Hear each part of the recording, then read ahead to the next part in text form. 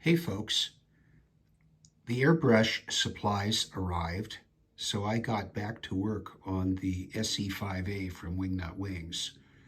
I managed to do the shading of the ribs on the underside of the wing surfaces and the horizontal stabilizer, and I think it turned out okay.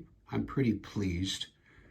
What I did there was, after applying airbrushing clear doped linen on the surfaces and letting that dry, then I did all that masking of the ribs and then applied a diluted shading of Tamiya XF, what was it? It was XF 59 or something, deck tan,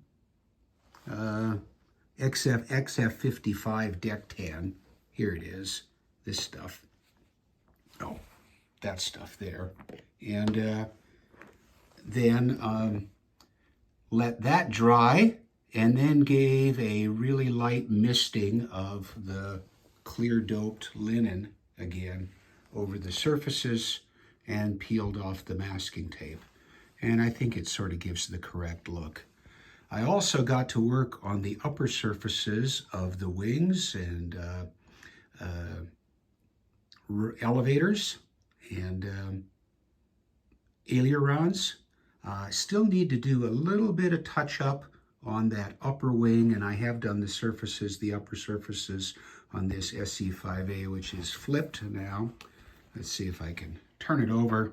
I don't have these pieces glued in. Won't matter on the, here we go. Don't fall off. There we go. Okay. So I still need to, I used up all the paint I had mixed. PC10 per Wingnut Wings is a 2-to-1 mixture of XF62 olive drab. Yeah, that's the 2, and the 1 part is Tamiya XF10 flat brown, and then you cut that 50-50 with X20A thinner and go to work. And that's what I used for all of these surfaces here. I still need to, I had not masked the underside of the wings, and I did not want bleed, and I didn't get it, or overspray or underspray as the case may be. So I've got to mix up some more PC10 and get that leading edge on the lower wings. I do have the leading edge. It worked okay pretty much on the upper wing. There are still some spots, so a little more touch up on all of that. Then I have to get to work on the rib highlighting. Now, the way this modeling master that I've been following along in this Wingnut Wings book did was he masked the ribs, and then he shaded them with Tamiya NATO Black XF69, really diluted.